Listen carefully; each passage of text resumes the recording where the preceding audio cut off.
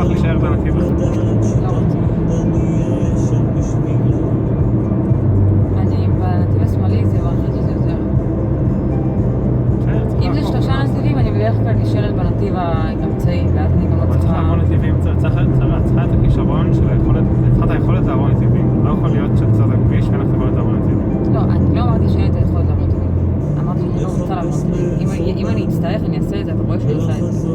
לא עכשיו, שבאת להשתלב, באים חוניות מימין, אז רק כדי השתלבות לעבור שנייה לשמאלי, ואז תחזור.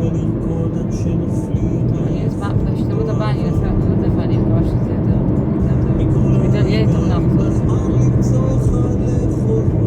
כי כאילו תמיד מלחיץ אותי שאני צריכה, תוך כדי שאני נוסעת, אני צריכה לוודא שמישהו עומד, שאני לא מתקרבת מדי, ומצד שני, שהבחור כן, אני יודע בדיוק מה המחשב. זה צריכה לתת להם לעבור, ואז... אבל אם מישהו בא מאחורייך, הוא לא יתקע בו, הוא רואה אותך.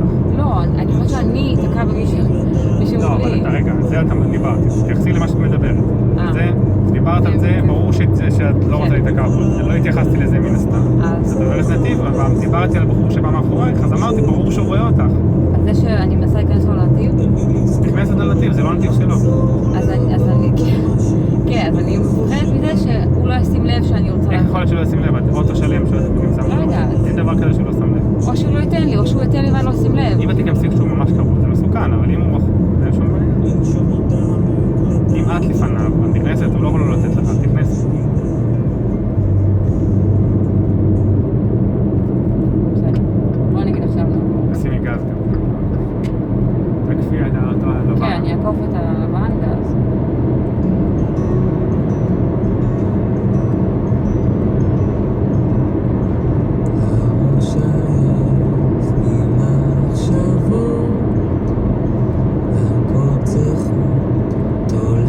אני לא אוהב קפים, כן. מה? אני ראיתי עליך שזה לא היה יום תרבותי. רציתי קפה עדיין. אבל אני חושבת שזה נחמד שזה... חם נורא יפה. ממש יפה.